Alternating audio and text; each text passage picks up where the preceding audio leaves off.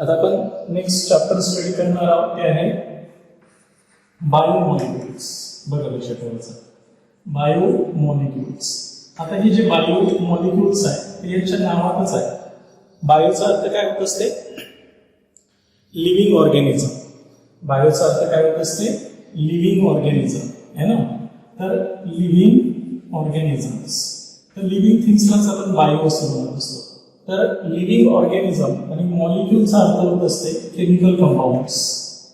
जे chemical compounds living ऑर्गॅनिझमला buildup करत असतात, म्हणजे तयार करत असतात, है की नाही. तर त्या केमिकल कंपाऊंड्सला आपण काय म्हणत असतो? बायोमॉलिक्युल्स म्हणत असतो. काय म्हटलं मी? जे लिव्हिंग ऑर्गॅनिझमला बनवण्याचं काम करत असतात, त्यांचं मेंटेनन्स, त्यांचं ग्रोथ, हे आपली जी बॉडी आहे, आपल्या बॉडीमध्ये किंवा प्लॅन्टची बॉडी असेल यांच्यामधली जी ग्रोथ आहे, मेंटेनन्स आहे, किंवा आपली बॉडी जी बनलेली आहे हे बनवण्याचं काम किंवा त्यांची ग्रोथ, त्यांचं मेंटेनन्स ठेवण्यासाठी जे केमिकल कंपाऊंड्स लागतात त्यांना आपण बायोमॉलिक्युल्स म्हणतो. तर सुरुवातीला आपण बायोमॉलिक्युलची डेफिनेशन्स करू. तर पहिला क्वेश्चन तुम्हाला तयार होईल, व्हॉट इज बायोमॉलिक्युल्स, है की नाही. व्हॉट इज बायोमॉलिक्युल्स आणि गिव्ह इट्स एक्झाम्पल. त्यांचे काही एक्झाम्पल घेऊ आपण, है की नाही. Give it's examples. तर असा एक क्वेश्चन जर आला तर तुम्ही सिंपलमध्ये बायोमॉलिक्युलची डेफिनेशन्स काय द्यायचे? Biomolecules are lifeless molecules. काय असतात? हे लाईफलेस मॉलिक्युल असतात आणि म्हणून बायोमॉलिक्युलची डेफिनेशन आपण सिंपलमध्ये अशी करणार आहोत. Biomolecules are lifeless molecule. हे काय असतात? लाईफलेस मॉलिक्युल्स असतात, म्हणजे यांना लाईफ नसते, या मॉलिक्युल्सला लाईफ नसते. बरोबर आहे.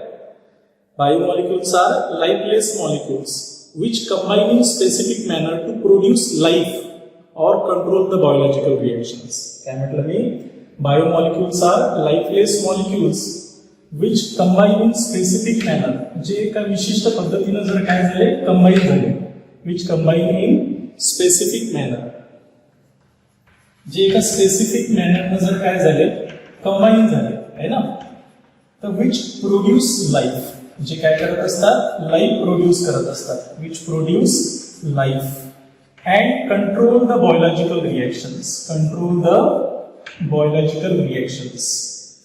बायोलॉजिकल रिएक्शन्स जे आपल्या बॉडीमधल्या बायोलॉजिकल रिएक्शन्स कंट्रोल करते, आपली लाईफ बनवण्याचं काम जे केमिकल कंपाऊंड्स करत असतात त्यांना आपण काय म्हणत असतो? बायोमॉलिक्युल्स म्हणत असतो. क्लिअर झालं? त्यामुळे बायोमॉलिक्युलची डेफिनेशन्स काय द्यायची आहे? Biomolecules are lifeless molecules. यांना लाईफ नसते, हे केमिकल कंपाऊंड असतात. But when they combine in specific manner, पण जेव्हा ते स्पेसिफिक मॅनरनं काय होत असतात? कंबाईन होत असतात, तर दे प्रोड्यूस लाईफ. ते लाईफ बनवत असतात, म्हणजे लिव्हिंग ऑर्गॅनिझमला बनवत असतात. And control the biological reactions, आणि त्या लिव्हिंग ऑर्गॅनिझममध्ये जे काही बायोलॉजिकल रिएक्शन चालतात ते कंट्रोल करायचं काम हे केमिकल कंपाऊंड्स करत असतात, ज्यांना आपण बायोमॉलिक्युल्स म्हणतो. आता बायोमॉलिक्युलची दुसरीही डेफिनेशन्स करता येईल आपल्याला.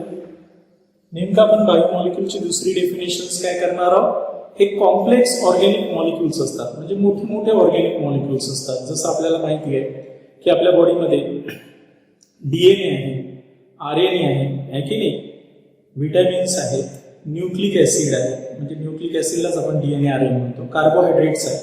तर हे जे केमिकल कंपाऊंड्स आहेत हे कॉम्प्लेक्स ऑर्गॅनिक मॉलिक्युल्स आहेत, form the basis of life, जे आपल्या लाईफचे मेन बेसिस आहे ना. म्हणून आपण दुसरी डेफिनेशन अशी देऊ शकतो, दी कॉम्प्लेक्स ऑर्गॅनिक कंपाऊंड. हे काय राहतात? कॉम्प्लेक्स ऑर्गॅनिक कंपाऊंड्स असतील. काय असतील? कॉम्प्लेक्स ऑर्गॅनिक कंपाऊंड्स असतील, म्हणजे मोठे मोठे ऑर्गॅनिक कंपाऊंड्स असतील, है की नाही. Which form the basis of life, जे आपल्या लाईफचे बेसिस असेल. Which forms the basis of life. Basis of life, जे आपल्या लाईफचे बेसिस असतात, म्हणजे ज्याच्यावर आपली लाईफ बेस असते, जे आपली लाईफ तयार करत असतात, है की नाही. That is which build up the living organism, म्हणजेच that is which build up the living organism. Living organism, जे लिव्हिंग ऑर्गॅनिझमला बनवत असतात, है की नाही. म्हणजे हे असे कॉम्प्लेक्स ऑर्गॅनिक मॉलिक्युल्स असतात which is the forms of basis of life, जे आपल्या लाईफचे बेसिस असतात आहे की नाही, म्हणजे आपली लाईफ त्यांच्यावर डिपेंड असते. त्याच्यानंतर दॅट इज तेच म्हणजेच बिल्डिंग द लिव्हिंग ऑर्गॅनिझम, जे बिल्डअप करत असतात लिव्हिंग ऑर्गॅनिझमला आहे ना. And also required for their growth, and also required for their growth, आणि त्यांच्या ग्रोथसाठी ते रिस्पॉन्सिबल असतात.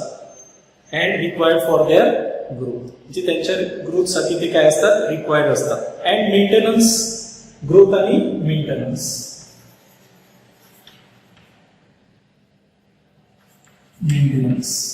त्यांचं जे मेंटेनन्स असते, त्यांची जी ग्रोथ असते, हे त्यांच्यावर डिपेंड असते. तर त्याला आपण काय म्हणत असतो, बायोमॉलिक्युल्स म्हणतो. म्हणजे आपण बायोमॉलिक्युल्स हे जे चॅप्टर स्टडी करून राहिलेलो तर तुमच्या लक्षात आलं पाहिजे की बायो मीन्स लिव्हिंग ऑर्गॅनिझम, जे केमिकल कंपाऊंड्स लिव्हिंग ऑर्गॅनिझमला बनवत असतात. बरोबर आहे की नाही. लिव्हिंग ऑर्गॅनिझमला बनवत असतात म्हणजे काय, आपली जी बॉडी आहे किंवा प्लॅन्टची बॉडी आहे ही मेनली कशानं बनलेली आहे, केमिकल कंपाऊंड्सनं बनलेली आहे. तर त्यांनाच आपण बायोमॉलिक्युल्स म्हणत असतो. बरोबर आहे की नाही. हे बायोमॉलिक्युल्स काय असतात, लाईफलेस मॉलिक्युल असतात. या मॉलिक्युलला लाईफ नसते, but when they combine in specific manner, पण ते एका विशिष्ट मॅनरनं जर कंबाईन झाले तर दे प्रोड्यूस लाईफ, ते लाईफ प्रोड्यूस करत असतात. And control the biological reactions, आपल्या बॉडीमधले जेवढेही बायोलॉजिकल रिएक्शन्स आहेत हे कंट्रोल करायचं काम करत असतात. किंवा आपण दुसरी डेफिनेशनही करू शकतो की हे जे बायोमॉलिक्युल्स आपण स्टडी करून राहिलो ते हे बायोमॉलिक्युल्स कॉम्प्लेक्स ऑर्गॅनिक मॉलिक्युल असतात, मोठे मोठे ऑर्गॅनिक मॉलिक्युल्स असतात है की नाही, which is the basis of our life, जे आपल्या लाईफचे बेसिस असतात. That is which build up the living organism, जे लिव्हिंग ऑर्गॅनिझमला बनवत असतात. And also required for their growth and maintenance, आणि त्यांचं जे ग्रोथ आहे, त्यांचं जे मेंटेनन्स आहे हे ठेवण्याचं काम करत असतात. अशा केमिकल कंपाऊंड्सला आपण काय म्हणत असतो, बायोमॉलिक्युल्स म्हणत असतो. तर हे जे बायोमॉलिक्युल्स आपण स्टडी करणार आहोत यांचे खूप सारे एक्झाम्पल आपण स्टडी करणार आहोत. वन बाय वन आपण ही डिटेल बायोमॉलिक्युल स्टडी करू. बरोबर आहे. तर एक्झाम्पलमध्ये आपण जर बायोमॉलिक्युलचे जे काही एक्झाम्पल आहेत त्यामध्ये कार्बोहायड्रेट्स, सुरुवातीला आपण सर्वात पहिला बायोमॉलिक्युल्स आपण कार्बोहायड्रेट स्टडी करणार आहोत, जे आपल्या बॉडीची जी एनर्जी आहे, म्हणजे आपल्या बॉडीला जी एनर्जी लागते प्रत्येक ऑर्गन आपलं चालवण्यासाठी, हार्ट असो किडनी असो, आपल्या बॉडी जी चालते त्यासाठी जी एनर्जी लागत असते तर ते कोण देत असते, कार्बोहायड्रेट्स देत असते. बरोबर आहे. सेकंड बायोमॉलिक्युल स्टडी करायचं आहे आपल्याला, proteins. Proteins means prime important chemical in our body, आपल्या बॉडीमधला मेन केमिकल कंपाऊंड्स. प्रोटीन्स आपल्या बॉडीमधल्या खूप साऱ्या बायोकेमिकल रिएक्शन्स काय करत असते, म्हणजेच मेंटेन करत असते. आपल्या बॉडीचं जे काही मेन फंक्शन आहे ते कंट्रोल करण्याचं काम प्रोटीन करत असते. ग्रोथ, मेंटेनन्स, आपल्या बॉडीचं जे ग्रोथ आहे, मेंटेनन्स आहे हे प्रोटीन्सवर डिपेंड असते. तर सेकंड बायोमॉलिक्युल्स आपण प्रोटीन स्टडी करणार आहोत. थर्ड बायोमॉलिक्युल आपण प्रोटीन नंतर स्टडी करणार आहोत, एन्झाईम. काय स्टडी करणार आहोत, एन्झाईम्स. एन्झाईम सुद्धा काय माहिती का, प्रोटीनच आहे. ऑल एन्झाईम्स आर प्रोटीन्स, है की नाही. Sorry, all enzymes are proteins. ठीक आहे, but all proteins are not enzymes, असं वर्डिंग ऐकलं असेल तुम्ही. बरोबर आहे. तर हे एन्झाईम हे प्रोटीनच असतात, पण जे कॅटलाइजचं काम करत असतात. आपल्या बॉडीमध्ये जे रिएक्शन्स असतात ते स्पीडअप करण्याचं काम करत असतात, कॅटलिस्टचं काम असते यांचं. आणि म्हणून आपण थर्ड बायोमॉलिक्युल स्टडी करणार आहोत तो आहे एन्झाईम्स. फोर्थ बायोमॉलिक्युल जो आपण स्टडी करणार आहोत तो आहे व्हिटॅमिन्स. काय, व्हिटॅमिन्स आपण स्टडी करणार आहोत. व्हायटॅमिन्स म्हणतात किंवा व्हिटॅमिन्स म्हणा, है की नाही. तर हे व्हायटॅमिन्स आपण फोर्थ बायोमॉलिक्युल स्टडी करणार आहोत. त्यानंतर नेक्स्ट फिफ्थ महत्वाचा बायोमॉलिक्युल्स तो स्टडी करणार आहोत तो आहे न्यूक्लिक ऍसिड. कोणता आहे, न्यूक्लिक ऍसिड. न्यूक्लिक ऍसिड म्हणजे कोणते, डीएनए किंवा आरएनए, यालाच आपण काय म्हणत असतो, न्यूक्लिक ऍसिड म्हणत असतो. तर नेक्स्ट बायोमॉलिक्युल जो आपण स्टडी करणार आहोत तो आहे न्यूक्लिक ऍसिड. न्यूक्लिक ऍसिड म्हणजेच डीएनएचा पूर्ण केमिकल स्टडी करणार आहोत, आरएनएचा पूर्ण केमिकल स्टडी करणार आहोत. असेच खूप सारे आहेत. हार्मोन्स. हार्मोन्स हे सुद्धा बायोमॉलिक्युल्स कॅटेगरीमध्ये येतात. तर हे जे बायोमॉलिक्युल्स असतात जे आपल्या बॉडीमध्ये असतात आहे की नाही, ते ही कॉम्प्लेक्स ऑर्गॅनिक मॉलिक्युल आहे, मोठे मोठे ऑर्गॅनिक मॉलिक्युल्स आहे की नाही. आणि हे जे मॉलिक्युल्स आपण स्टडी करतो ते हे कशासाठी स्टडी करून राहिलो, तर आपल्या बॉडीचं जे काही पूर्ण मेंटेनन्स आहे, आपल्या बॉडीची जी ग्रोथ आहे की नाही, आपली जी लाईफ आहे ती या केमिकल कंपाऊंडवरच डिपेंड आहे. यांच्यामध्ये बदल जर झाला तर आपल्या बॉडीमध्येही खूप सारा बदल होऊन जाईल. बरोबर आहे. तर फर्स्ट बायोमॉलिक्यूल आपण स्टडी करणार आहोत. क्लिअर झालं इथपर्यंत? एकदा मी डेफिनेशन्स पुन्हा क्लिअर करतो. बायोमॉलिक्यूलची डेफिनेशन्स काय करायची आहे? Biomolecules are lifeless molecules which combine in specific manner to produce the life and control the biological reactions. Biomolecule हे लाईफलेस केमिकल कंपाऊंड असतील हे वाले है की नाही. But when they combine in specific manner, पण जेव्हा हे स्पेसिफिक मॅनर कंबाईन होतील तर they produce life and control the biological reactions, आपल्या बॉडीमधल्या बायोलॉजिकल रिएक्शन कंट्रोल करतील. सेकंड आपण सांगतो की बायोमॉलिक्यूलची दुसरी डेफिनेशन की हे जे सर्व बायोमॉलिक्यूल्स आपण स्टडी करणार आहोत, carbohydrates, proteins, enzymes, vitamins, nucleic acid, hormones, तर हे बायोमॉलिक्यूल कॉम्प्लेक्स ऑर्गॅनिक मॉलिक्यूल्स असतात which is the basis of our life, जे आपल्या लाईफचे बेसिस असतात. आणि which build up the living organism, जे त्या लिव्हिंग ऑर्गॅनिझमला बिल्डअप करायचं काम करत असतात, जे त्याला बनवण्याचं काम करत असतात. Which build up the living organism and also required for their growth and maintenance, त्यांची जी ग्रोथ आहे आणि त्यांचं मेंटेनन्स आहे ते ठेवण्याचं काम करत असतात. Such chemical compounds are called as biomolecules. आता सर्वात पहिला जो बायोमॉलिक्युल्स आपल्याला स्टडी करायचा आहे तो आहे कार्बोहायड्रेट्स. आता इंटरेस्टिंग असं आहे इथे बायोलॉजी आणि केमिस्ट्रीमध्ये बायोमॉलिक्युल्समध्ये हा फरक आहे की केमिस्ट्रीमध्ये आपण त्यांचे केमिकल फॉर्म्युले स्टडी करत असतो आणि त्या केमिकल फॉर्म्युल्याच्या सिक्वेन्सवरच त्या मॉलिक्युलचं बायोलॉजिकल फंक्शन डिपेंड असते. त्याच्यामुळे आपल्याला केमिकली फॉर्म्युला जर माहिती असेल तर त्याचं फंक्शन इझिली क्लिअर होऊन जाईल. इथपर्यंत सर्वांच्या लक्षात आलं असेल. तर आता आपण सर्वात पहिला बायोमॉलिक्यूल स्टडी करणार आहोत तो आहे कार्बोहायड्रेट्स. बघा, सुरुवातीला कार्बोहायड्रेट्स हा जो बायोमॉलिक्यूल्स आहे तो थोडा मोठा पोर्शन्स आहे, तो मला आपण पहिले डिटेल समजून घेऊ, मग बाकीचे बायोमॉलिक्यूल्स आपण वन बाय वन स्टडी करणार आहोत. बरोबर आहे. तर सर्वात पहिल्यांदा आपण कार्बोहायड्रेट्स, सुरुवातीला आपण कार्बोहायड्रेटचं इन्फॉर्मेशन म्हणून सर्वात पहिला जो बायोमॉलिक्यूल्स आपण स्टडी करणार तो आहे कार्बोहायड्रेट्स. काय? कार्बोहायड्रेट्स. यांचं नावच पूर्ण क्लिअर इंडिकेट करत असते. बघा,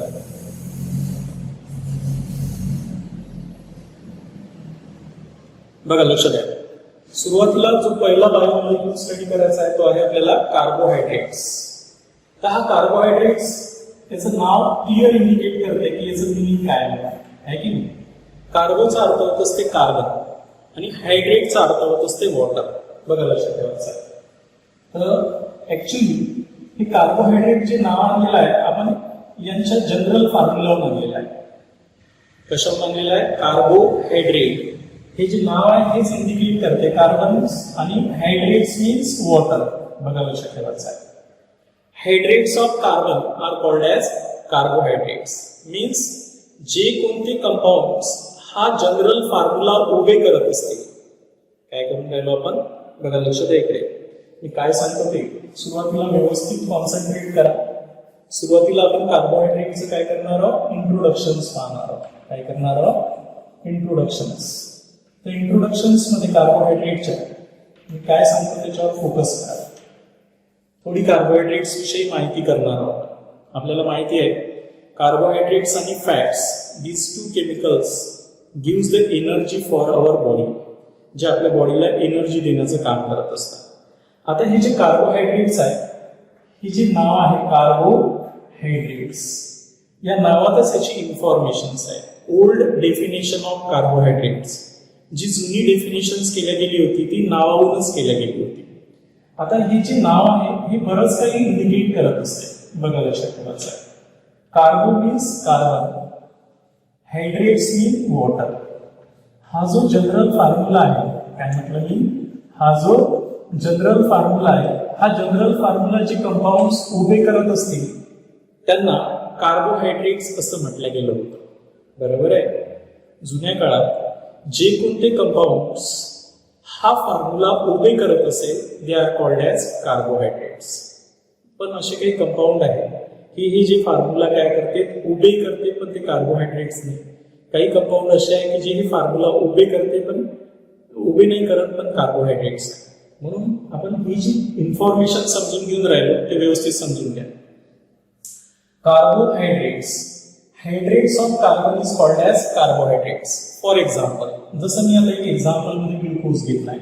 सर्वांना माहिती आहे ग्लुकोज कार्बोहायड्रेटचं एक्झाम्पल आहे. काय फॉर्म्युला आहे कार्बोहायड्रेटचा? ग्लुकोजचा C6H12O6 आहे की नाही. असा जर फॉर्म्युला असेल कार्बोहायड्रेटचा, आता हा फॉर्म्युला उभे करते पहा. इथे मी X ची किंमत किती घेतो 6 आणि H2O ची किंमत Y ची किंमत किती घेतो 6. हा वाला फॉर्म्युला हा जनरल फॉर्म्युला उभे करते हायड्रेट्स ऑफ कार्बन, म्हणून हा कार्बोहायड्रेट्स आहे. दुसरे एक्झाम्पल सांगतो मी, शुक्रोज. कोणतं घेतलं आपण? शुक्रोज. हा शुक्रोज सुद्धा फॉर्म्युला काढतो मी पहिल्यांदा C12H22O11. घाबरायचं नाही, हे फॉर्म्युले तुम्हाला मी टेक्निकली कसे तयार होतात ते सांगतो आहे की नाही. C6H12O6 हा वाला शुक्रोज हा जो कंपाऊंड आहे हा सुद्धा कार्बोहायड्रेट्स आहे. कसं काय कार्बोहायड्रेट्स आहे? तो हा जनरल फॉर्म्युला उभे करतो. म्हणजेच C12H2O/11 म्हणजे हायड्रेट्स ऑफ कार्बन CxH2O/Y जर फॉर्म्युला तो उभे करत असेल तर तो कार्बोहायड्रेट्स आहे. सेल्युलोज ऐकलं असेल तुम्ही नाव आहे की नाही. सेल्युलोज म्हणजे कॉटन फायबर म्हणतो आपण, किंवा प्लांट फायबरची बॉडी, प्लांटची बॉडी जी फायबरच बॉडी असते किंवा उडी बॉडी असेल तर outer cell wall is made up of cellulose असं आपण ऐकतो. तर त्यांचाही फॉर्म्युला C6H10O5 टाइम्स असते. पॉलिसॅकराइड्स आहे अशा. हा सुद्धा कंपाऊंड हा फॉर्म्युला उभे करतो C6H2O/5 आहे की नाही. तर त्यामुळं हे सर्व कंपाऊंड कार्बोहायड्रेट्स आहे according to the old definitions. Old definitions काय म्हणते? Hydrates of carbon. Hydrates of carbon म्हणजे जे कोणते कार्बनचे कंपाऊंड्स हा हायड्रेट्स ऑफ कार्बन फॉर्म्युला उभे करत असतील तर दे आर कार्बोहायड्रेट्स है ना. आणि 99% कंपाऊंड हे फॉर्म्युला उभे करतात, नो प्रॉब्लेम, बरोबर आहे.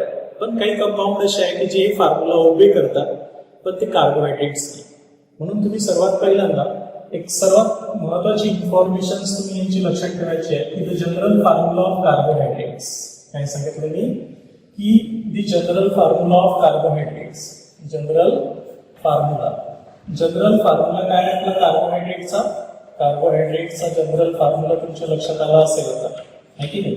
दॅट इज CxH2O/Y हा जनरल फॉर्म्युला असेल. आणि या जनरल फॉर्म्युल्यावरच आपण ओल्ड डेफिनेशन दिलेली होती की hydrates of carbon is called as carbohydrates.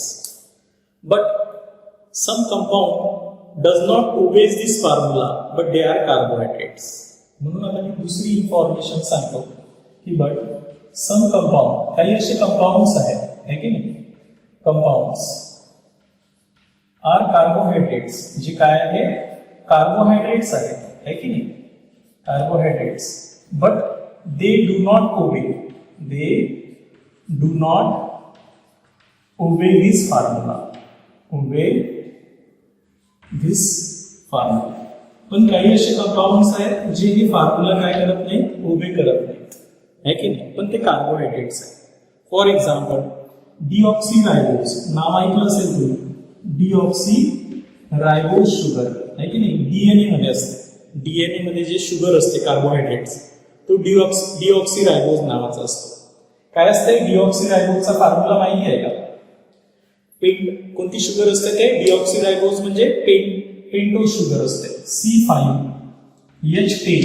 आता H10 असेल तरी इथे काय असायला पाहिजे होतं? 5 असायला पाहिजे होतं, पण इथे एक ऑक्सिजन कमी असतो है की नाही, म्हणून याचं नाव आहे डिऑक्सीरायबोज. एक ऑक्सिजन कमी असलेला कार्बोहायड्रेट आहे ना. हा वाला कंपाऊंड हा वाला फॉर्म्युला उभे करत नाही पण तो कार्बोहायड्रेट्स आहे. ठीक आहे. सेकंड रॅमिनोज. सेकंड मी दुसरं एक एक्झाम्पल देतो. रॅमिनोज तर हे जे रॅमिनोज नावाचा कार्बोहायड्रेट आहे, रॅमिनोज, बरोबर आहे.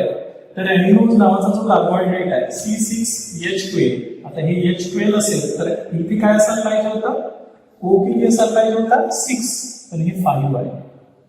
ठीक आहे. तर हे रॅमिनोज सुद्धा कार्बोहायड्रेट्स आहे, पण हा जनरल फॉर्म्युला तो ओबे करत नाही. ठीक आहे. तसंच मॅनिटॉल, तिसरं एक एक्झाम्पल सांगतो मी, मॅनिटॉल नावाचा, मॅनिटॉल, बघा लक्षात ठेवायचं आहे. तर हे मॅनिटॉल नावाचा जो कार्बोहायड्रेट्स आहे यांचाही फॉर्म्युला असा आहे C6H14. H14 असेल तर इथं 7 पाहिजे होतं, इथे किती आहे 6, बघा लक्षात ठेवायचं आहे. तर हे 3 जे कंपाऊंड्स तुम्हाला दिसतात हे कार्बोहायड्रेट्स आहेत, पण हे कार्बोहायड्रेटचा जनरल फॉर्म्युला उभे करत नाही. जर हे कार्बोहायड्रेट्स असते तर हे जनरल फॉर्म्युला उभे करायला पाहिजे होते, बरोबर आहे की नाही. According to the old definitions, old definition अशी होती की hydrates of carbon means those compounds which obey this formula, जे कंपाऊंड हे फॉर्म्युला उभे करत असतील त्यांना आपण कार्बोहायड्रेट्स म्हणू. But there are certain compounds which are carbohydrates, they do not obeys this formula. For example deoxyribose, rhamnose, mannitols. तर तुम्हाला ऑब्जेक्टिव्ह मध्ये विचारतात which of the followings are carbohydrates but they do not obeys this general formula. तर हे example लक्षात ठेवायचे आहे, डिऑक्सीरायबोज, रॅमिनोज, मॅनिटॉल. Clear झालं मी काय सांगितलं इथं. आता काही असे कंपाऊंड्स आहेत की जे फॉर्म्युला उभे करतात, म्हणजे तिसरा पॉईंट समजावून सांगतो. But some carbohydrates, some compounds obeys this formula. काही कंपाऊंड्स असे आहेत, कंपाऊंड्स ओबेज दिस फॉर्म्युला, हे फॉर्म्युला ओबे करतात है की नाही, obeys this formula, but they are not carbohydrate formula, but they are not carbohydrates, ते कार्बोहायड्रेट्स नाही है की नाही. मग आता कोणते कंपाऊंड असे आहेत की जे फॉर्म्युला उभे करतात पण कार्बोहायड्रेट्स नाही, बरोबर आहे, तेही माहिती पाहिजे तुम्हाला. फॉर एक्झाम्पल जसं मी ऍसिटिक ऍसिड घेतो, कोणतं घेतो, ऍसिटिक ऍसिड. काय फॉर्म्युला असते बरं ऍसिटिक ऍसिडचा, CH3COOH है की नाही. हा वाला कार्बन पाहिजे, 2 कार्बन आहे म्हणून मी C2 लिहितो, हायड्रोजन 4 आहे म्हणून H4 आणि O2. याला जर आपण जनरल फॉर्म्युलामध्ये लिहिलं तर C2H2O/2 असं लिहिलं तरी फॉर्म्युला ओबे करते. अरे हा ऍसिटिक ऍसिड हा फॉर्म्युला ओबे करते, पण ऍसिटिक ऍसिड कार्बोहायड्रेट आहे का, नाहीये. क्लिअर होऊन राहिलं. म्हणजे तुमच्या लक्षात आलं पाहिजे की आपण नेमकं कार्बोहायड्रेट्स कशाला म्हटलं पाहिजे, बरोबर आहे ना. पण कार्बोहायड्रेट्स आपण कोणाला म्हणणार आहोत हे आपल्याला सायंटिफिकल डेफिनेशन्स करायचे. हे काही जनरल इन्फॉर्मेशन्स आहे की नेमकं कार्बोहायड्रेट्स आपण म्हणायला कोणाला पाहिजे. जे कोणते कंपाऊंड्स हा फॉर्म्युला उभे करत असतील त्यांना आपण कार्बोहायड्रेट्स म्हणतो. तर 99% कंपाऊंड हे फॉर्म्युला उभे करतात, पण काही असे कार्बोहायड्रेट्स आहेत जे हे फॉर्म्युला उभे करत नाही पण ते कार्बोहायड्रेट्स आहेत, बरोबर आहे की नाही. आणि म्हणून आपण जे कार्बोहायड्रेटचं क्लासिफिकेशन करणार आहोत किंवा कार्बोहायड्रेट कंपाऊंड ओळखणार आहोत हे त्यांच्या जनरल फॉर्म्युलावरून नाही ओळखणार, असं मला लक्षात आलं का. त्यांना आपण सायंटिफिकल डेफिनेशन्स करणार आहोत. इथपर्यंत सर्वांच्या लक्षात आलं मी काय सांगितलं आहे ते. आता तुमच्या लक्षात आलं असेल की डिऑक्सीरायबोज, रॅमिनोज, मॅनिटॉल हे कार्बोहायड्रेट्स आहे पण ही जनरल फॉर्म्युला उभे करत नाही. मॅक्झिमम कार्बोहायड्रेट हा जनरल फॉर्म्युला उभे करतात.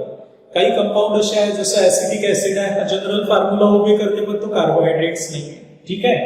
तर हे कार्बोहायड्रेट कंपाऊंडची थोडक्यात इन्फॉर्मेशन इंट्रोडक्शन आपण देऊन राहिलेलो आहोत. आता सर्वात मेन तुमच्या लक्षात आलं पाहिजे की हे जे कार्बोहायड्रेट्स आहेत हे प्लॅन्टच्या बॉडीमध्ये जे कार्बोहायड्रेट्स आहेत तर त्याचे काही इन्फॉर्मेशन आपण समजून घेऊ है की नाही इंट्रोडक्शन्स मध्ये. की प्लॅन्ट्स मध्ये जे कार्बोहायड्रेट्स असते है की नाही, प्लॅन्ट्स मध्ये मेन कार्बोहायड्रेट्स कोणता आहे, सेल्युलोज. मोस्ट अबंडंट कार्बोहायड्रेट्स, सर्वात जास्त जे कार्बोहायड्रेट सापडत असते ते कोणतं असते माहितीये का, सेल्युलोज. सेल्युलोज नावाचं जे कार्बोहायड्रेट्स आहे यांचा फॉर्म्युला असा आहे सेल्युलोजचा C6H10O5N टाइम्स.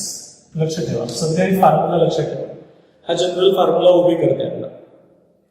तर सेल्युलोज जो कार्बोहायड्रेट्स आहे हे जो प्लॅन्टच्या बॉडीमध्ये आहे तर प्लॅन्टची जी उडी बॉडी असते है की नाही, उडी बॉडी त्याची जी असणार आहे किंवा फायबरस बॉडी जी असते त्याची जी फायबरस बॉडी असते तर हे fibrous or woody body is made up of कशाला बनलेली असते सेल्युलोज नावाचा जो कार्बोहायड्रेट्स आहे म्हणून तुम्ही कधीही एखादा outer cell wall is made up of cellulose लिहिता आहे की नाही प्लॅन्टचं जेव्हा आपण एखादी सेल डायग्राम काढतो तर outer cell wall is made up of cellulose तर हे सेल्युलोज काय माहिती आहे का कार्बोहायड्रेट्सच आहे बरोबर आहे प्लॅन्ट मध्ये दुसरा एक कार्बोहायड्रेट्स असतो तो असतो स्टार्च कोणता असतो स्टार्च स्टार्चचाही फॉर्म्युला जनरल फॉर्म्युला हाच आहे C6H10O5 N टाइम्स त्याचा केमिकल स्ट्रक्चर नंतर काढू आपण पण जनरल फॉर्म्युला स्टार्च आणि सेल्युलोजचा सेम आहे स्टार्च काय माहिती आहे का serves as A reserve food material in the plant आणि म्हणून हा जो असतो हा काय असतो रिझर्व फूड मटेरियल काय असतो हा reserve food material in plants body material in प्लॅन्टच्या बॉडीमधलं हे रिझर्व फूड मटेरियल असते क्लिअर होऊन राहिलं मी काय सांगितलं आहे ते स्टार्च जो कार्बोहायड्रेट्स आहे it is a reserve food material in the plant body म्हणजे रिझर्व फूड मटेरियल म्हणजे ज्यावेळेस एखाद्या प्लॅन्टला इमर्जन्सी फूडची गरज असते तर ते इमर्जन्सी फूड कोणत्या याच्यापासून कार्बोहायड्रेट्स पासून त्याला प्रोव्हाइड होत असते स्टार्च पासून म्हणजे त्याच्या बॉडीमध्ये कार्बोहायड्रेट जर जनरेट नाही झालं तयार नाही झालं तर कार्बोहायड्रेट्स स्टार्चच कन्व्हर्शन कशात होते ग्लुकोज मध्ये कन्वर्ट होत असते कशामध्ये ग्लुकोज मध्ये ठीक आहे तर starch is serves as a reserve food material for the plants आता तसंच एनिमलच्या बॉडीमध्ये जे कार्बोहायड्रेट्स आहेत इन एनिमल्स आहे की नाही तर एनिमल्स मध्ये असंच एक रिझर्व फूड मटेरियल म्हणून कोणतं असतं माहिती आहे का एनिमलच्या बॉडीमध्ये ग्लायकोजन्स नावाचं कार्बोहायड्रेट्स असते कोणतं ग्लायकोजन आपल्या बॉडीमध्ये एक ग्लायकोजन नावाचं कार्बोहायड्रेट्स आहे जे रिझर्व फूड मटेरियलचं काम करत असते याचाही फॉर्म्युला तोच आहे C6H10O5 N times chemical structure वेगळं राहील हा त्याचा जनरल फॉर्म्युला झाला बरोबर आहे की इथपर्यंत सर्वांच्या लक्षात येऊन राहिलं तर एनिमल्स मध्ये जे रिझर्व फूड मटेरियल असते ते असते glycogen that is C6H10O5 N times तर हे आपल्या बॉडीमध्ये रिझर्व फूड मटेरियलचं काम करत असते reserve food material in animal body in animals एनिमलच्या बॉडीमध्ये जे रिझर्व फूड मटेरियल असते ते कोणतं असते ग्लायकोजन नावाचं कार्बोहायड्रेट्स असते इथपर्यंत सर्वांच्या लक्षात आलं असेल बरोबर आहे त्याच्यानंतर मी नेक्स्ट पॉइंट सांगतो कार्बोहायड्रेट्स विषयी आहे की नाही तर हे जे कार्बोहायड्रेट्स आपण स्टडी करणार आहोत आहे ना तर या कार्बोहायड्रेट्स मध्ये हायड्रोजन आणि ऑक्सिजनचा रेशो जर विचारला असेल तर तेही सांगता आलं पाहिजे ratio of hydrogen and oxygen in carbohydrates जेवढेही काही कार्बोहायड्रेट्स असतात तर या कार्बोहायड्रेट्स मध्ये हायड्रोजन आणि ऑक्सिजनचा रेशो जर तुम्हाला विचारला तो किती असते 2:1 काय असतो 2:1 असा त्याचा रेशो असतो कोणतंही कार्बोहायड्रेट्स घ्या त्या कार्बोहायड्रेटच्या बॉडीमध्ये जो हायड्रोजन आणि ऑक्सिजनचा रेशो असतो तो असतो 2:1 त्याचं कारणच आहे की याचा जनरल फॉर्म्युला पहा CH2CXCH2O/Y असा फॉर्म्युला आहे त्याच्यामुळे या फॉर्म्युल्यावरून आपण कोणताही कार्बोहायड्रेट्स कसा बनवायचा सांगतो मी तुम्हाला C6H12O6 हे माहिती आहे तुम्हाला आहे की नाही हा ग्लुकोज किंवा फ्रुक्टोजचा फॉर्म्युला आहे कोणाचा ग्लुकोज किंवा ग्लुकोज और फ्रुक्टोज है ना ग्लुकोजचाही फॉर्म्युला तोच आहे फ्रुक्टोजचाही फॉर्म्युला तोच आहे फक्त त्याचा स्ट्रक्चरल फॉर्म्युला वेगळा येणार आहे मॉलिक्युलर फॉर्म्युला सारखाच आहे आता मला नेक्स्ट मेंबर जर बनवायचा असेल तर इकडे 6 करायचं इकडे 5 करायचं तर काही माहिती आहे का हे 12 होऊन जाईल है ना हे किती होईल बरं O11 आणि O जर 11 झाले तर H किती होणार आहे 22 H किती होणार आहे 22 झालं हे नेक्स्ट कार्बोहायड्रेट्स मला नेक्स्ट कार्बोहायड्रेटचा फॉर्म्युला बनवायचा असेल तर इकडून 6 इकडून 5 येणार आहे की नाही जसं हे तुमचं डायसॅकराइड होता याचं नाव येणार आहे ग्लुकोज नंतर शुक्रोज लॅक्टोज किंवा माल्टोज हे कार्बोहायड्रेट्स आहे लॅक्टोज म्हणजे दुधामध्ये जे असते lactose sugar, sucrose. Next carbohydrate जरी बनवायचं असेल तर इकडे 6 ऍड करायचे, इकडे 5 ऍड करायचे. ही की आयडिया आहे कार्बोहायड्रेटचे फॉर्म्युले लक्षात ठेवण्याची. तर इकडे 6 जर ऍड केली तर किती होणार आहे? 12 + 6 18. आणि इकडे जर 6 ऍड केले तर 5 ऍड केले तर किती होणार आहे? 16. आणि हे जर 16 झाले तर हे किती होते? 32. अरे किती होणार आहे? 32 होणार. म्हणून नेक्स्ट कार्बोहायड्रेटचा फॉर्म्युला असा असेल. अरे असणार की नाही? तर अशा प्रकारे आपण फॉर्म्युले ड्रॉ करणार आहोत. याचं एक्झाम्पल रॅफिनोज म्हणून येते. काय येते? रॅफिनोज. तर हे जे कार्बोहायड्रेट्स आहेत ते या कार्बोहायड्रेट्स मध्ये पहा तुम्ही, ऑक्सिजन जेवढे आहे त्याच्या डबल हायड्रोजन्स आहे, ऑक्सिजन जेवढे आहे त्याच्या डबल हायड्रोजन्स आहे. आणि म्हणून आपण ratio of hydrogens and oxygen in carbohydrates, carbohydrates मध्ये हायड्रोजन आणि ऑक्सिजनचा रेशो जर आपण पाहिला तर तो किती येते? 2:1 आहे की नाही? हे तर जनरल फॉर्म्युला सांगते आपल्याला की हा रेशो 2:1 येणारच आहे. इथपर्यंत क्लिअर झालं मी काय सांगितलं आहे ते. त्याच्यानंतर आपण कार्बोहायड्रेट्स जे अबंडन्स आहे की नाही, carbohydrates are mainly found in किंवा mainly abundantly found in rice आहे की नाही. तर यांचं जरा अबंडन्स काय करणार आहोत आपण यांचं? अबंडन्स. तर याचं अबंडन्स पाहिलं तर मेनली इन राईस, राईस मध्ये हे आपल्याला जास्त प्रमाणात सापडेल. त्याच्यानंतर मेज आहे की नाही, मेज, पोटॅटो, ट्यूबर्स यांच्यामध्ये कार्बोहायड्रेटचं प्रमाण जास्त असते. ठीक आहे. तर मी आतापर्यंत कार्बोहायड्रेटचं इंट्रोडक्शन दिलं, समजलं, लक्षात आलं. तर आपण जे कार्बोहायड्रेट हा पहिला जो कार्बोहायड्रेट बायोमॉलिक्यूल स्टडी करून राहिलो त्या कार्बोहायड्रेट्स मध्ये यांच्या नावातच सर्व काही आहे. Hydrates of carbon is called as carbohydrate. Hydrates of carbon is called as carbohydrates. Most of the carbohydrates obeys this formula. जास्तीत जास्त कार्बोहायड्रेट हे फॉर्म्युला ओबे करत असतात, बरोबर आहे. आणि काही असे कंपाऊंड आहे की जे हे फॉर्म्युला ओबे करत नाही पण ते कार्बोहायड्रेट्स आहेत. काही असे कंपाऊंड्स आहेत जे फॉर्म्युला ओबे करतात पण ते कार्बोहायड्रेट्स नाही आहे, जसं ऍसिडिक ऍसिड.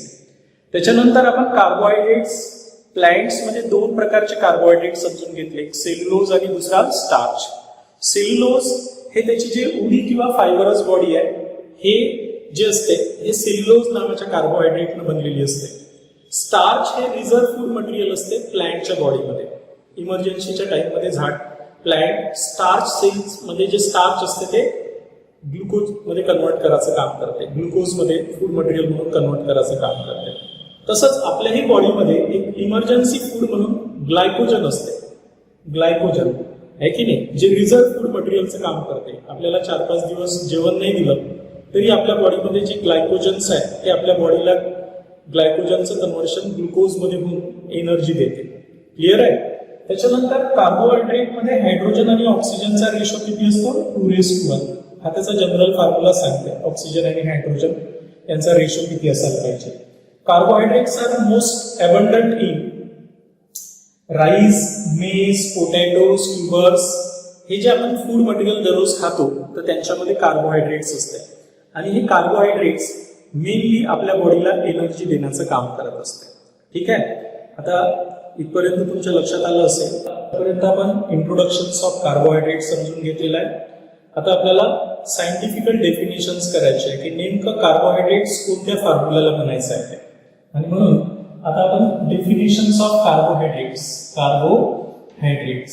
कार्बोहायड्रेटचे आपण डेफिनेशन्स करू है की नाही. आता डेफिनेशन्स करत असताना मी तुम्हाला एक कार्बोहायड्रेट्स काढून दाखवतो. तुम्हाला माहिती आहे कार्बोहायड्रेटचा जनरल फॉर्म्युला काय आहे? कार्बोहायड्रेटचा जनरल फॉर्म्युला CxH2O/Y. हा फॉर्म्युला आहे कार्बोहायड्रेटचा, CxH2O/Y है की नाही. तर असंच एक कार्बोहायड्रेट्स काढतो मी, C12 है ना, H22O11, O11 घेतलं तर H22, O11 घेतलं तर H22 आणि C12. तर हा जो कार्बोहायड्रेट्स आहे हा ऍक्च्युअली शुक्रोज आहे. काय आहे? शुक्रोज नावाचा कार्बोहायड्रेट आहे. म्हणजे केन शुगर जे आपण साखर खातो आपल्या घरी आहे की नाही, तर त्या साखरेचा फॉर्म्युला आहे C12H22O11. आता या कार्बोहायड्रेटचं जर आपण हायड्रोलिसिस केलं, काय केलं? हायड्रोलिसिस, ऍसिडच्या प्रेझेन्समध्ये याच्यामध्ये वॉटर ऍड केलं, त्याच्यापासून दोन छोटे छोटे कार्बोहायड्रेट्स तयार होत असते. म्हणजे जे साखर खातो आपण त्याच्यामध्ये दोन प्रकारच्या कार्बोहायड्रेट्स मध्ये बनलेली असते.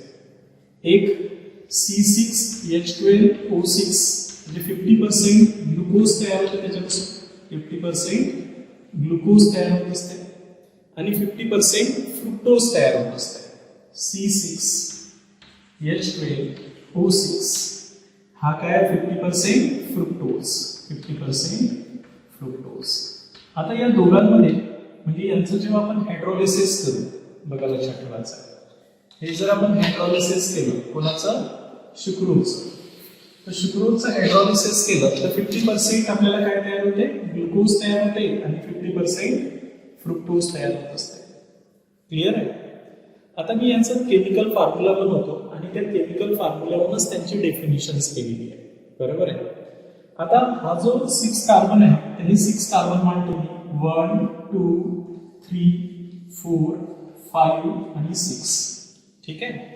हे जे 6 कार्बन आहे ग्लुकोज मधले ते अशा प्रकारे आहे. टॉपवरचा जो फॉर्म्युला आहे, फंक्शनल ग्रुप आहे, तो अल्डिहाइड आहे. सेकंड नंबरच्या कार्बनला एक OH आहे. थर्ड नंबरचा जो कार्बन आहे त्याला OH लेफ्ट साइडला काढायचा ग्लुकोजचं स्ट्रक्चर काढत असताना. बाकीचे जेवढेही OH आहेत ते राईट साइडला काढायचे. बघा लक्षात ठेवायचं. आता प्रत्येक कार्बनची व्हॅलेन्सी 4 करा. अशा प्रकारे हे ग्लुकोजचं स्ट्रक्चर आहे, C6H12O6. फ्रुक्टोजचंही स्ट्रक्चर दिसते तुम्हाला. फ्रुक्टोजचाही मॉलिक्युलर फॉर्म्युला आहे C6H12O6, पण फ्रुक्टोजचाही फॉर्म्युला तसाच आहे. 1, 2, 3, 4, 5, 6. 6 कार्बन ॲटम आहे स्ट्रेट चेन मध्ये. बरोबर आहे? या 6 कार्बन मध्ये सेकंड नंबरचा कार्बन हा कीटोन फंक्शनल ग्रुप आहे. बघा, ग्लुकोज मध्ये कोणता फंक्शनल ग्रुप आहे? अल्डिहाइड. कोणता फंक्शनल ग्रुप आहे? अल्डिहाइड. आणि जो फ्रुक्टोज आहे, तर जेव्हा मी फ्रुक्टोजचे 6 कार्बन ॲटम मानतो तर त्यामध्ये सेकंड नंबरचा कार्बन कसा आहे? कीटोन फंक्शनल ग्रुप आहे. कोणता आहे? कीटोन. बाकी प्रत्येक कार्बनला काय राहणार आहे? OH, CH2OH आहे. थर्ड नंबरचा OH कीटोन मध्येही लेफ्ट साइडला, लक्षात ठेवायचं आहे फॉर्म्युला काढत असताना. हा जो थर्ड नंबरचा कार्बन आहे ना त्याचा जो OH आहे तो लेफ्ट साइडने काढायचा ग्लुकोज मध्ये आणि फ्रुक्टोज मध्ये. बाकी मग फोर्थ मध्ये राईट साइडने, फिफ्थ मध्येही राईट साइडने आणि सिक्स्थ मध्येही राईट साइड. इथे काही प्रॉब्लेम नाही. ठीक आहे? तर या दोन फॉर्म्युल्यामध्ये मेन फरक लक्षात ठेवा काय आहे. ठीक आहे? आता मला सांगा की याच्यामध्ये अल्डिहाइड फंक्शनल ग्रुप आहे, याच्यामध्ये कोणता फंक्शनल ग्रुप आहे? कीटोन फ्रुक्टोज मध्ये. या स्ट्रक्चरल फॉर्म्युलावरून, या केमिकल स्ट्रक्चरल फॉर्म्युलावरूनच आपण कार्बोहायड्रेटची डेफिनेशन करणार आहोत. लक्षात ठेवा. आपण ऍक्च्युअली सायंटिफिकल डेफिनेशन समजून घेऊन राहिलो कोणाची? कार्बोहायड्रेटची. ठीक आहे? तर आता हे हायड्रॉक्सी ग्रुप आहे. हे काय आहे? हायड्रॉक्सी ग्रुप आहे. आणि म्हणून आपण 2 किंवा 2 पेक्षा जास्त हायड्रॉक्सी ग्रुप असेल तर त्याला पॉलीहायड्रॉक्सी कंपाऊंड म्हणतो. तर हा पॉलीहायड्रॉक्सी अल्डिहाइड आहे आणि हा पॉलीहायड्रॉक्सी कीटोन आहे. दुसरी गोष्ट सांगतो की याच्यातली असिमेट्रिकल कार्बन ॲटम म्हणजे ज्या कार्बनची 4 व्हॅलन्सी जी असते ती वेगवेगळ्या ग्रुपनं किंवा वेगवेगळ्या ॲटमनं अटॅच असेल, A, B, C आणि D. तर या कार्बन ॲटमला आपण काय म्हणतो माहिती आहे का? असिमेट्रिकल कार्बन ॲटम म्हणत असतो. तर असे ग्लुकोज मध्ये असिमेट्रिकल कार्बन ॲटम किती आहे माहिती आहे का? 1, 2, 3 आणि 4 असे 4 असिमेट्रिकल कार्बन ॲटम ग्लुकोज मध्ये. फ्रुक्टोज मध्ये असिमेट्रिकल कार्बन ॲटम किती आहे? 1, 2, 3. आणि जर त्यांच्यामध्ये असिमेट्रिकल कार्बन ॲटम असेल तर ते ऑप्टिकली ऍक्टिव्ह असतात. काय असतात? Optically active. मग हे कार्बोहायड्रेट्स काय असतात माहिती आहे का? Optically active. बघा लक्षात ठेवायचं आहे. ऑप्टिकली ऍक्टिव्ह कसे असतात हे? Optically active. दुसरी इन्फॉर्मेशन, ऑप्टिकली ऍक्टिव्ह असतात म्हणजे त्यांच्यामध्ये असिमेट्रिकल कार्बन ॲटम असते. काय असते? Asymmetrical carbon atom. म्हणून आपण याला काय म्हणतो? Optically active. त्यानंतर पॉलीहायड्रॉक्सी अल्डिहाइड. एक तर ते पॉलीहायड्रॉक्सी पॉलीहायड्रॉक्सी अल्डिहाइड असतात और किंवा पॉलीहायड्रॉक्सी कीटोन असतात. खूप सारे हायड्रॉक्सी ग्रुप असणारे कीटोन असतात. पॉलीहायड्रॉक्सी अल्डिहाइड और पॉलीहायड्रॉक्सी कीटोन. पॉलीहायड्रॉक्सी कीटोन. बघा डेफिनेशन पाठ नाही करायचे. मी डेफिनेशन कशी तयार करून राहिलो हे लक्षात ठेवा की जेवढेही कार्बोहायड्रेट्स तुम्ही स्टडी करसाल त्यांच्यामध्ये असिमेट्रिकल कार्बन ऍटम असते, म्हणजे ते ऑप्टिकली ऍक्टिव्ह असतातच. म्हणजे कार्बोहायड्रेट्स आर ऑप्टिकली ऍक्टिव्ह आणि कसे असतात पॉलीहायड्रॉक्सी अल्डिहाइड और पॉलीहायड्रॉक्सी कीटोन. पॉलीहायड्रॉक्सी अल्डिहाइड किंवा पॉलीहायड्रॉक्सी कीटोन असतात. और काय म्हणू शकतो आपण सांगा those compound which on hydrolysis. बघा या कंपाउंडचा हायड्रोलिसिस केल्यानंतर पॉलीहायड्रॉक्सी अल्डिहाइड आणि पॉलीहायड्रॉक्सी कीटोन भेटतात है की नाही. और those compound which on hydrolysis ज्यांचं आपण काय केलं हायड्रोलिसिस केलं म्हणजे त्यांच्यामध्ये वॉटर ऍड केलं तर त्यांच्यापासून जर पॉलीहायड्रॉक्सी अल्डिहाइड किंवा पॉलीहायड्रॉक्सी कीटोन तयार होत असेल those compounds which on hydrolysis gives polyhydroxy aldehyde और पॉलीहायड्रॉक्सी कीटोन है की नाही. ज्यांचं हायड्रोलिसिस केल्यानंतर त्यांच्यापासून जर पॉलीहायड्रॉक्सी अल्डिहाइड आणि पॉलीहायड्रॉक्सी कीटोन तयार होत असेल आर कॉल्ड त्यालाच काय म्हणू आपण आर कॉल्ड कार्बोहायड्रेट्स. बघा कशी डेफिनेशन काही पाठ करायचं काम नाही. फॉर्म्युला पाहायचा आहे फॉर्म्युलावर डेफिनेशन बनवायचे कार्बोहायड्रेटचे है की नाही. ही सायंटिफिकल डेफिनेशन आहे त्यांची. तर काय सांगताल सायंटिफिकल डेफिनेशन मध्ये कार्बोहायड्रेटच्या कार्बोहायड्रेट्स आर पॉलीहायड्रॉक्सी अल्डिहाइड और पॉलीहायड्रॉक्सी कीटोन. एक तर ते पॉलीहायड्रॉक्सी अल्डिहाइड असतात किंवा पॉलीहायड्रॉक्सी कीटोन असतात है की नाही. और those compound which on hydrolysis gives polyhydroxy aldehyde और polyhydroxy ketone are called as carbohydrates. त्यांना काय म्हणतो आपण कार्बोहायड्रेट्स म्हणतो. क्लिअर झालं.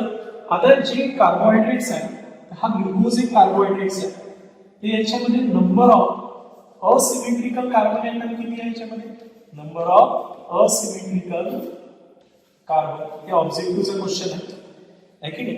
Number of asymmetrical carbon atom किती आहे 1 2 3 4 म्हणजे 4 असिमेट्रिकल कार्बन ऍटम आहे की नाही जे आपण n न दर्शवून राहिलो. त्याच्यामुळे ऑप्टिकल आयसोमर्स किती राहणार आहे याच्यामध्ये ऑप्टिकल आयसोमर्स कसं काढत असतो आपण 2 पॉवर n है की नाही. टाका मग 2 पॉवर 4 मीन्स 16 पॉसिबल ऑप्टिकल आयसोमर्स तयार होतील. ग्लुकोज मध्ये किती 16 पॉसिबल ऑप्टिकल आयसोमर्स तयार होतील. आता फ्रुक्टोज मध्ये पहा फ्रुक्टोज मध्ये number of asymmetrical carbon atom किती आहे 3 असिमेट्रिकल कार्बन ऍटम है की नाही. आणि number of asymmetrical carbon atom किती आहे 3 असिमेट्रिकल कार्बन ऍटम. त्याच्यामुळे ऑप्टिकल आयसोमर्स काय म्हणू आपण ऑप्टिकल आयसोमर्स किती राहणार आहे 2 power n means 2 power 3 means 8 optical आयसोमर्स राहतील. फ्रुक्टोज मध्ये किती ऑप्टिकल आयसोमर्स राहतील 8 ऑप्टिकल आयसोमर्स राहतील. क्लिअर होऊन राहिलं मी काय सांगितलं आहे ते. म्हणजे तुमच्या लक्षात आलं असेल की तुम्हाला कोणताच इन्फॉर्मेशन पाठ करायची नाही. तुम्हाला जर विचारलं असतं की number of asymmetrical carbon atom in glucose 4 number of optical आयसोमर्स in glucose 16 number of asymmetrical carbon atom in fructose 3 number of optical आयसोमर्स in fructose 8. Clear होऊन राहिलं मी काय सांगितलं आहे ते. बघा लक्षात ठेवायचं आहे. म्हणजे तुम्हाला जे ऑब्जेक्टिव्हचे क्वेश्चन्स आहेत तेही महत्वाचे. सांगा बघा आता कार्बोहायड्रेटची डेफिनेशन एकदम सिंपल आहे. हा फॉर्म्युला पाहून त्यांची डेफिनेशन्स करायची आहे. काय फॉर्म्युला पॉलीहायड्रॉक्सी अल्डिहाइड और पॉलीहायड्रॉक्सी कीटोन. हे ऑप्टिकली ऍक्टिव्ह पॉलीहायड्रॉक्सी अल्डिहाइड किंवा पॉलीहायड्रॉक्सी कीटोन असतात. म्हणजे ज्याच्यामध्ये हायड्रॉक्सी ग्रुप 2 पेक्षा जास्त असेल आणि 2 किंवा 2 पेक्षा जास्त त्याला आपण पॉलीहायड्रॉक्सी म्हणत असतो. आणि अल्डिहाइड किंवा कीटोन फंक्शनल ग्रुप असेल हे दोन्ही गोष्टी असल्या पाहिजे. म्हणजे पॉलिहायड्रॉक्सी अल्डिहाइड किंवा पॉलिहायड्रॉक्सी कीटोन असे जेवढे कंपाऊंड असतील त्यांना आपण कार्बोहायड्रेट्स म्हणत असतो. हे झाली कार्बोहायड्रेटची सायंटिफिकल डेफिनेशन. जे ओल्ड डेफिनेशन होती ती कोणती होती? Hydrates of carbon is called as carbohydrate. पण hydrates of carbon is called as carbohydrate ही प्रॉपर डेफिनेशन्स नाही आहे त्याची. All carbohydrates do not obeys this definition. सर्वच कार्बोहायड्रेट ही डेफिनेशन ओबे करत नाही. कोणती? CFCH2O/Y जनरल फॉर्म्युलावाली ओल्ड डेफिनेशन्स. त्याच्यामुळे we need to scientifical definitions for the carbohydrates. आपल्याला सायंटिफिकल डेफिनेशनची गरज पडली एक्सप्लेन ऑफ कार्बोहायड्रेटला एक्सप्लेन करण्यासाठी. आणि दॅट्स वाय आपण या कार्बोहायड्रेटची डेफिनेशन्स करत असताना कोणाची करून राहिलो? कार्बोहायड्रेटची डेफिनेशन्स करत असताना की काय सांगितलंय कार्बोहायड्रेटची डेफिनेशन्स? दे आर पॉलिहायड्रॉक्सी अल्डिहाइड और पॉलिहायड्रॉक्सी कीटोन्स है ना. म्हणून आपण सांगतो की ऑप्टिकली ऍक्टिव्ह पॉलिहायड्रॉक्सी अल्डिहाइड और पॉलिहायड्रॉक्सी कीटोन्स और दोज कंपाउंड्स विच ऑन बघा लक्षात ठेवायचं. इथपर्यंत सर्वांच्या लक्षात आलं असेल मी काय डेफिनेशन्स केली आहे कार्बोहायड्रेटची. Optically active polyhydroxyaldehyde or polyhydroxyketone or those compounds which on hydrolysis gives polyhydroxyaldehyde and polyhydroxyketones are called as carbohydrates. हे समजली डेफिनेशन, सायंटिफिकल डेफिनेशन्स. आता आपल्याला कशाची गरज आहे? Classification of carbohydrates. आता तुमच्या लक्षात आलं असेल की हा जो कार्बोहायड्रेट आहे हा दोन छोट्या छोट्या युनिटनं बनलेला आहे की नाही. हा जो कार्बोहायड्रेट आहे हा दोन छोट्या युनिटनं बनलेला आहे की नाही. हा जो कार्बोहायड्रेट्स आहे हा दोन छोट्या युनिटनं बनलेला आहे. असे काही कार्बोहायड्रेट्स असते ते लाखो छोट्या छोट्या युनिटनं बनलेले असतात. आणि हे सर्वात छोटे युनिट आहे. याच्यापेक्षा छोटा युनिट नाही आहे. नाही तर मग हायड्रोलिसिस केलं असतं तर याच्यापेक्षा छोटा युनिट तयार झाला असता. बरोबर आहे की नाही. आणि त्याच्यामुळं आपल्याला कार्बोहायड्रेटची क्लासिफिकेशन्स करण्याची गरज आहे. बरोबर आहे. आणि म्हणून आता आपण क्लासिफिकेशन ऑफ कार्बोहायड्रेट्स पाहू. पण क्लासिफिकेशन जे केलं गेलेलं आहे कार्बोहायड्रेटचं हे आपण 3 प्रकारे क्लासिफाईड करतो कार्बोहायड्रेटला. एक त्याच्या केमिकल कॉन्स्टिट्यूशनच्या बेसिसवर. केमिकल कॉन्स्टिट्यूशन म्हणजे तो किती छोट्या छोट्या युनिटनं बनलेला आहे. म्हणजे सरळ सरळ हायड्रोलिसिस प्रॉडक्ट ऑप्टेन याच्या बेसिसवर क्लासिफिकेशन्स करणार. दुसरं जे क्लासिफिकेशन आहे ते नेचर, सोल्युबिलिटी आणि टेस्ट. आणि तिसरं जे क्लासिफिकेशन आहे ते रिड्युसिंग आणि नॉन रिड्युसिंग शुगर. ओके.